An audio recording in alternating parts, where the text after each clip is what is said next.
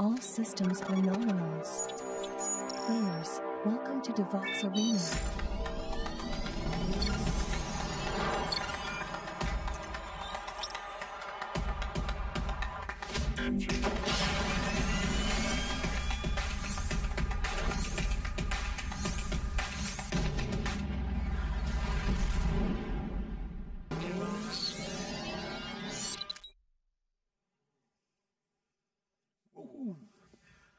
Bonsoir à tous.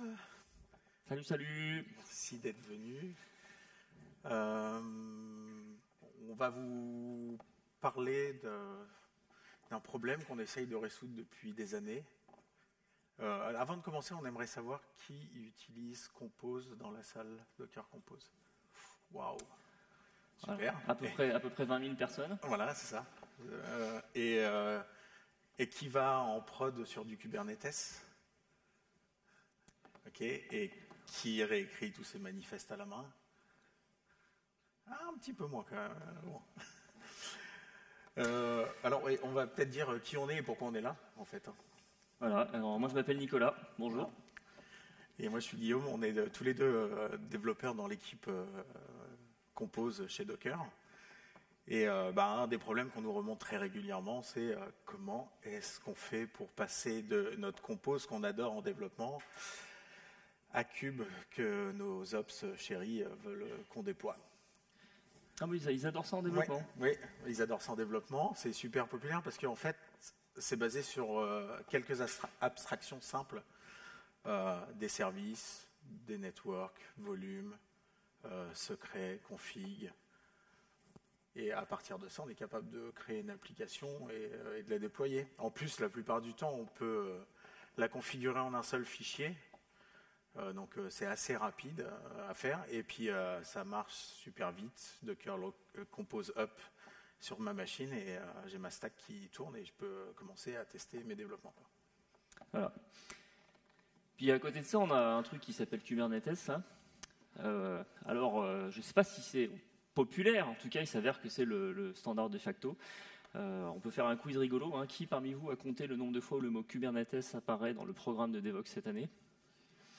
Voilà, je pense que ça résume assez bien.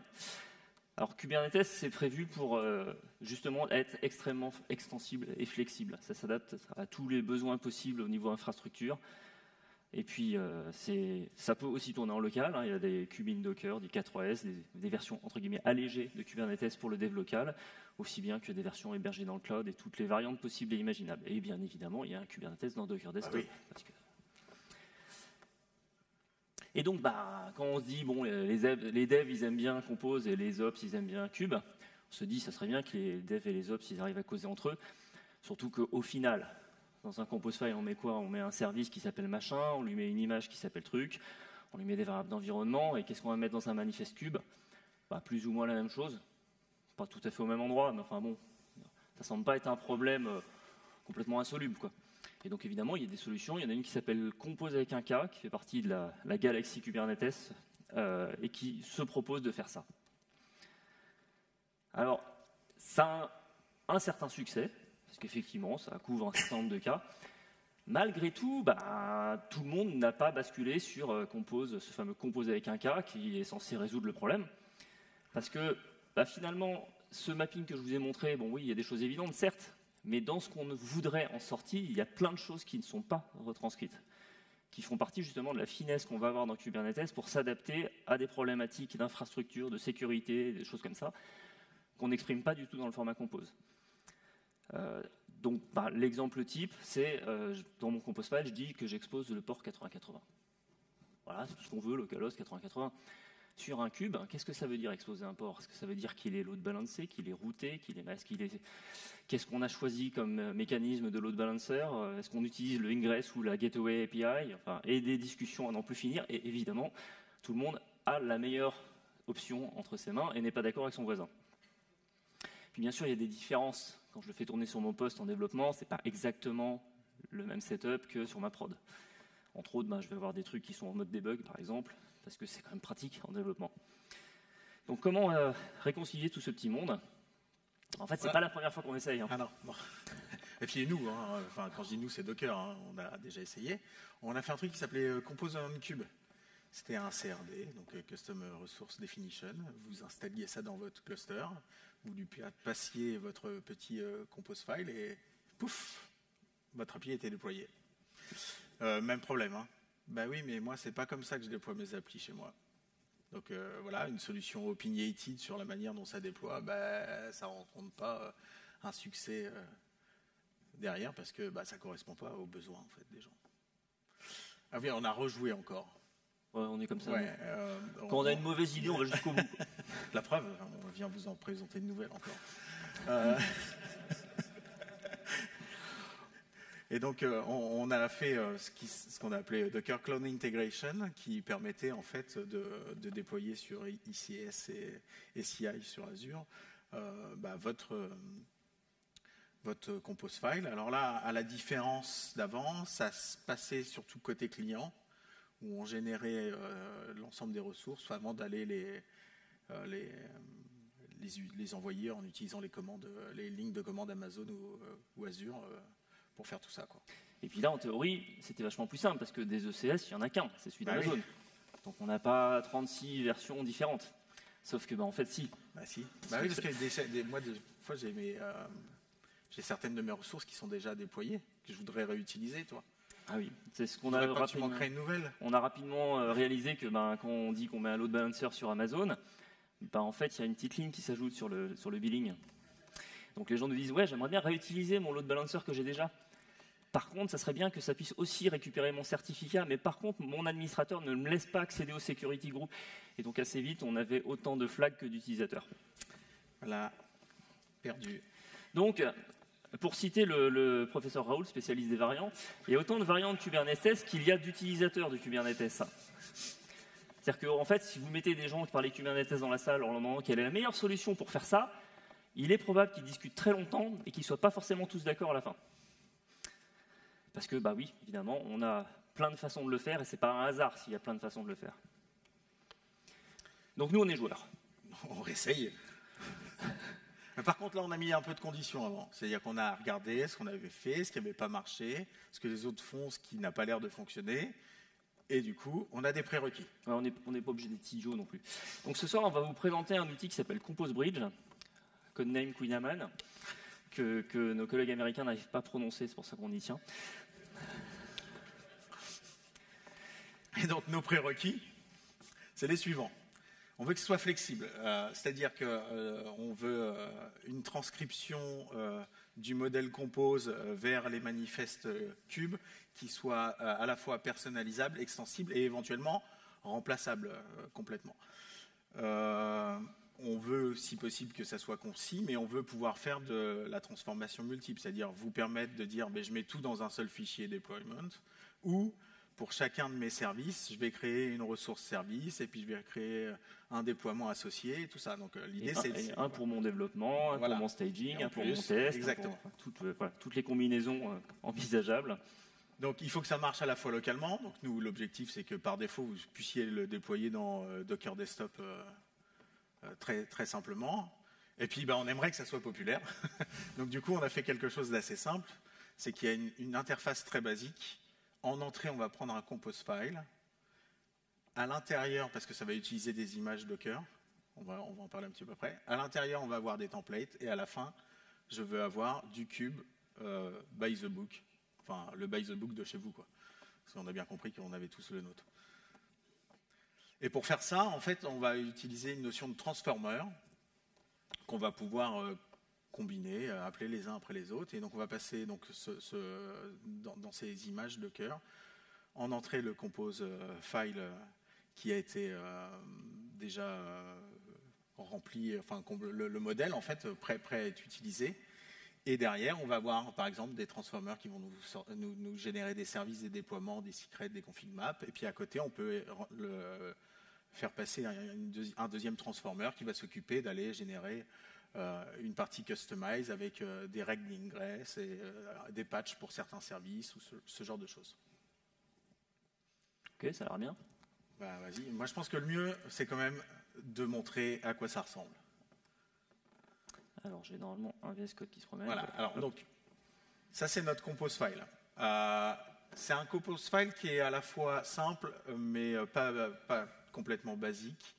Il a quelques petites subtilités qui vont nous permettre d'avoir un cas un peu concret et plus avancé qu'un simple petit, l'équivalent d'un Hello World à transformer.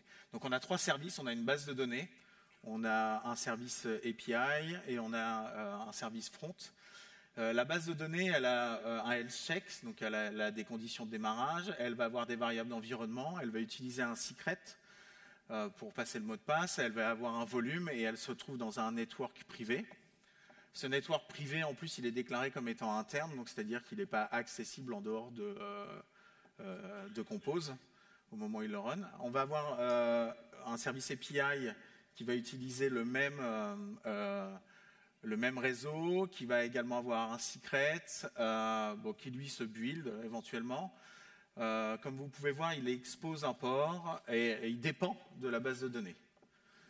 Et le service web va être sur 2 networks, le network privé pour communiquer avec les autres et le network public, et il va exposer un port et il va juste dépendre de la partie API.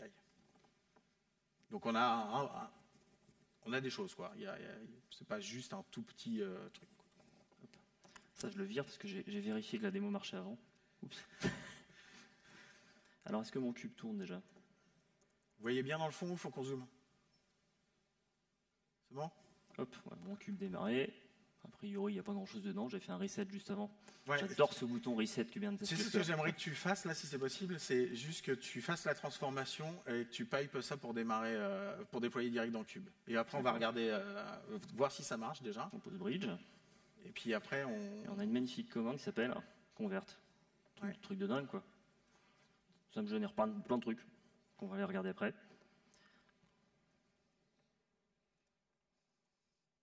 Et je fais un apply. Alors on utilise du customize, et ça je le sais, donc je triche, j'invoque directement la bonne version.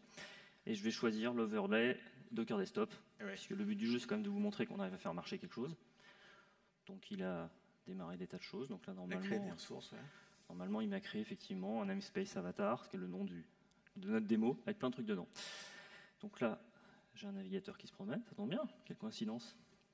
Et je vais aller voir sur le port 5735, si vous vous rappelez le compose file, c'est le port qui est exposé par la partie web. Et donc effectivement, j'ai mon application front qui m'affiche des trucs, j'ai un back-end qui génère cette magnifique avatar, et j'ai une base de données dans laquelle il y a une super table qui choisit la couleur du t-shirt, parce que c'est une démo très réaliste. Ok, maintenant ce qui serait bien, c'est qu'on voit ce qui a été généré, quoi. Alors qu'est-ce qu'on a là-dedans? Donc on a une structure customize, pour ceux qui connaissent. Pour ceux qui n'utilisent pas customize, vous retrouvez des manifestes Kubernetes là-dedans, dans lequel on va avoir, typiquement, ici j'ai mon namespace. Alors on a un magnifique code généré, pas touche, parce que, histoire de vous éviter de perdre du temps à éditer ces fichiers. Et voilà, on a mis des labels. Alors là, rien d'exceptionnel. On a un déploiement, on va regarder le déploiement web, hop, ici. Je vais fermer mon terminal, dans lequel on retrouve effectivement mon image. Elle est par défaut en if not present, ce qui nous permet effectivement dans Docker Desktop de réutiliser l'image que vous avez probablement déjà buildée avant. Elle déclare un port. Le port, il est ici, il est exposé comme en tant que service, protocole TCP. On lui donne un nom a priori purement technique, mais potentiellement c'est des choses qu'on va pouvoir enrichir par la suite. On a quoi? On a la notion de network. Vous voyez ici qu'on a des... non, c'est pas là, c'est dans le déploiement. On a ici des labels qui permettent de dire que ce déploiement va pouvoir accéder à 2 networks, public and private. C'est un peu un hack, clairement, mais ça permet de reproduire la logique qu'on a dans Docker Compose, de dire qu'on a accès à 2 networks. Et ça, c'est exploité par une network policy. Donc là, effectivement, c'est un petit peu un choix qu'on a fait au niveau implémentation. Si ça ne vous plaît pas, vous allez voir comment vous pouvez faire autrement. Et puis, on a notre fameux password pour accéder à la base de données, qui est du coup encodé pour être créé. Qu'est-ce qu'on a de beau? On a un volume, enfin un volume claim plutôt, pour les données de la base. Donc ça, bon, ici, il n'y a rien de très exceptionnel. Hein. En gros, c'est ce que vous pourriez utiliser et enrichir pour s'adapter à votre environnement. Et puis, on a les overlays, donc qui sont des spécialisations générées par Customize. Donc, on a ce fichier Customize qui nous dit que tu pars de la base et puis tu rajoutes, tu patches avec ça. Et donc, typiquement, c'est là qu'on va lui dire, tu prends le même fichier service que je vous ai montré tout à l'heure, mais tu rajoutes un type load balancer, ce qui a pour effet sur Docker Desktop de l'exposer sur localhost. Et pareil, pour ma base de données, tu lui mets un storage class particulier qui fait que du coup, effectivement, ça a créé un volume. Donc ça nous permet d'isoler en fait les choses qui sont spécifiques à Docker Desktop. Et après, potentiellement, vous pourriez utiliser un autre transformer ici pour dire que j'ai un out/overlays production dans lequel je dis que moi, mes persistent volume claim, ils sont associés à cette storage class là, avec je ne sais quel paramètre qui vous permet de correspondre à votre ça utilise Vault pour aller oui, le chercher. par exemple, parce qu'effectivement, le secret en clair dedans, c'est pas forcément la solution que vous allez accepter comme étant la plus adaptée. Ok. Bon, jusque-là, c'est cool. Ouais, moi j'aime bien Helm. Ah oui, lui avec son Helm, là. C'est... On va te le faire ton Helm. Alors, si j'arrive à retrouver la commande. Parce que t'as un truc pour moi. Tu crois quoi? Tiens, je vais te montrer un truc, tu vois, regarde. En fait, on utilise des transformations, ce qu'on appelait des transformers dans notre slide. Bon, on en a plusieurs, en fait. Ah ouais. Il y en a un qui s'appelle Helm. Quelle coïncidence. C'est bien fait. Hein. Alors, du coup, je vais refaire un compte vert. Sauf que là, je vais lui dire, utilise la transformation Helm. Donc là, il m'a fait un autre truc. Ok, donc alors, vas-y, là, parce que alors moi je veux voir. Tu m'as généré un value file, ok, dedans... Donc, tu vois, tu retrouves effectivement les images qui sont dans mon compose file. Ouais, avec la pool policy, parce que c'est pas forcément là que tu veux. Potentiellement, il pourrait y avoir d'autres choses, comme ce magnifique commentaire vous le suggère. Et puis, on a des templates qui, j'ai mes images aussi, aux surprises, sont des templates Helm. C'est plus ou moins ce que tu voulais. Ouais, quand même, c'est ce que je voulais. Donc voilà, tu retrouves ton namespace, tes values pour les images, la pool policy, et puis tout ce que tu pourrais vouloir y mettre. En fait, si je veux customiser ça, je peux faire ce que j'ai envie. Quoi. Alors, là aujourd'hui, tu as pu voir que c'est moi qui ai juste changé le transformer. Ouais. En fait, comment est-ce qu'on peut en faire un, créer un nouveau? Eh ben, tu vois, si je fais transformation, il me dit il y a une autre commande qui s'appelle create. Ouais. C'est fou, hein? Et en fait, je vais lui dire que tu l'as créé à partir d'un autre. Je l'ai créé à partir d'une autre. On va prendre celle qu'on a vue tout à l'heure. C'est-à-dire que je vais pas avoir tout à réécrire, quoi. Tu peux. Ouais. Tu peux, si tu as envie. Si tu as envie de faire un truc totalement différent, tu peux. Maintenant, c'est reposant de partir de ce que les autres ont fait. Hein. Donc là, effectivement, tu as créé un transformer. Donc on a un Dockerfile qui, comme vous pouvez le voir, est quand même excessivement compliqué. On a le runner du transformer et les templates. Et puis les templates, c'est celles qu'on vous a mis. Et donc, on peut regarder pour un cas simple, la création du namespace. Donc là, on voit qu'on a du Go template, un langage magnifique.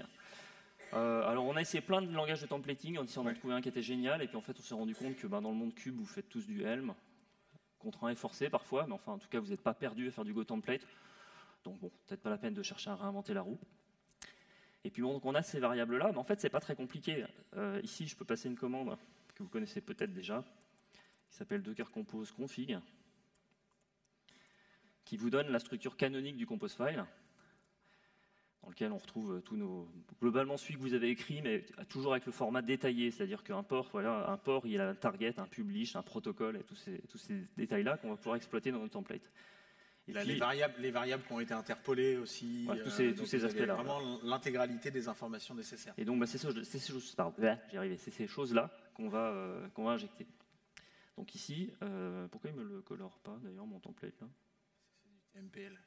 Oui, mais l'autre aussi. Il ne veut plus colorer. Tant pis.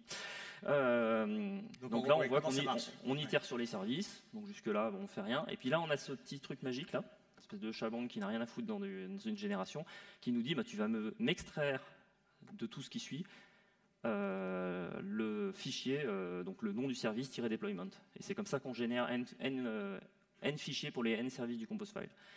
Et puis dedans, on trouve du Go template. Hein. Si le service deploy c'est global, c'est un daemon set, sinon c'est un déploiement. Et puis on pourrait venir mettre les règles qu'on a envie de mettre en fait. Et donc là, par exemple, je pourrais dire que moi j'ai envie de mettre un fr devox.project égale project. C'est nul ça. Non, ouais. On va mettre un hello égale world. Ça quand même. Bon, on le fait le Hello World en fait. Hein. Ouais, bah oui. Hein. Puis là, du coup, si je vais dans le répertoire Devox, je vais builder mon image, un truc. Alors, je vais l'appeler Devox. Voilà, bon, il fait un copy de template, donc c'est pas très très long, quoi. Hein. Donc en fait, ce qui s'est passé, c'est qu'on a pris les fichiers TMPL. Comme vous avez vu dans le Dockerfile, ça les copie à l'intérieur à un endroit spécifique. On vous a dit qu'il y a une interface très simple. C'est input, le compose file, un répertoire template dans lequel vous mettez vos templates, et puis l'output derrière qui va être votre résultat, quoi. Et donc là, tu veux l'appeler? Là, je vais l'appeler, voir ce qu'il m'a fait. Hop. Donc il m'a régénéré mon. Non, je ferme ce répertoire. Il m'a régénéré mon out. Donc normalement, mes déploiements ont ce magnifique label. Et puis je peux le réapplier. Cube, CTL, apply, -ik, et c'est out, out overlays, machin, pouf. Donc il me met à jour des choses. Donc effectivement, il y a pas mal de choses qui étaient les mêmes qu'avant. Par contre, il a bien vu qu'effectivement mes déploiements avaient été modifiés. Et tiens, on va changer un peu, on va utiliser K9S pour aller voir ce qu'il y a là-dedans. Et donc, si je vais voir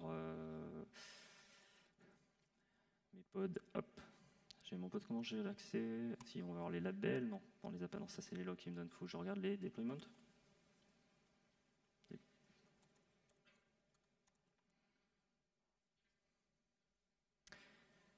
Il met pas le label? Où est-ce que je l'ai le label? J'ai pas l'habitude de K9S. Describe. Bon, allez, attends, tu sais ce qu'on va faire? Faire describe.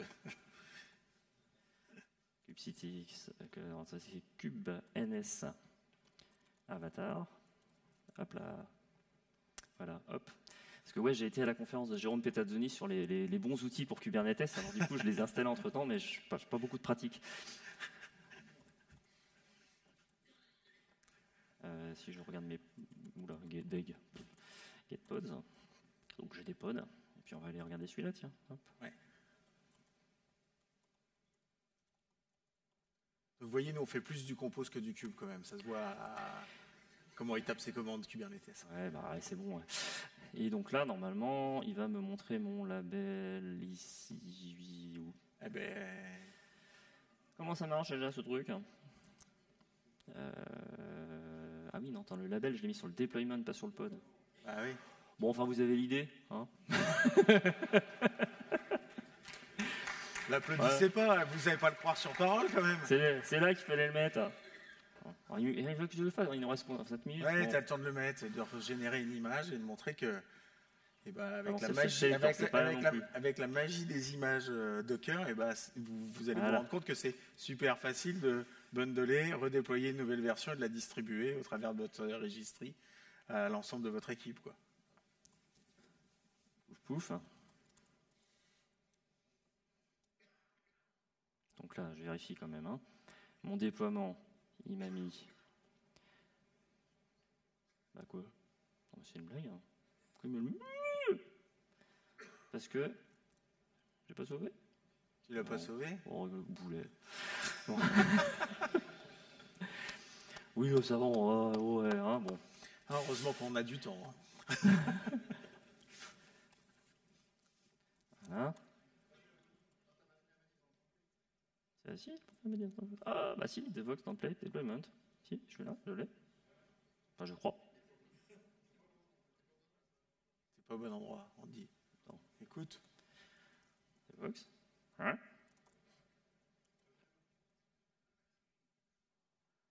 Rien, hein? Bon. Il est sûr de lui. Hein. Laissez-le, tant pis. Hein.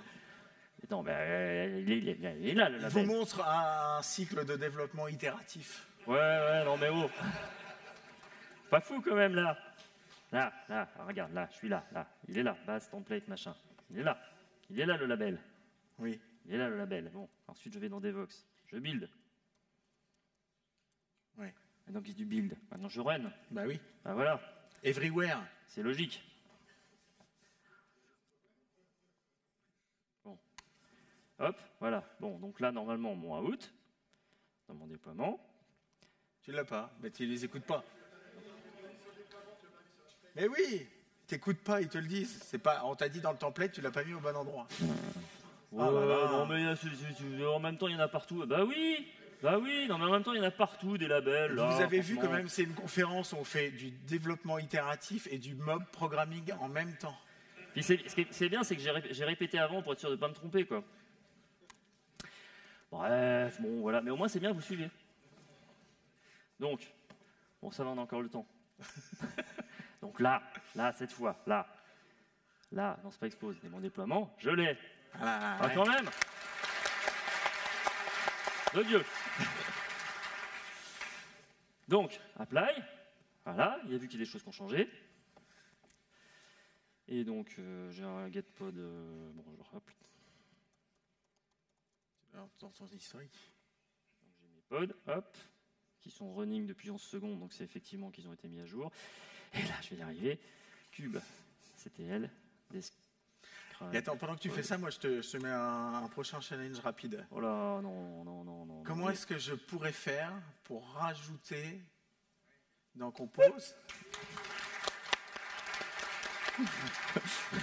Alors, comment est-ce que je pourrais faire pour rajouter dans Compose des choses qui n'intéressent pas Compose, mais que je pourrais réutiliser à la génération de mes manifestes cubes?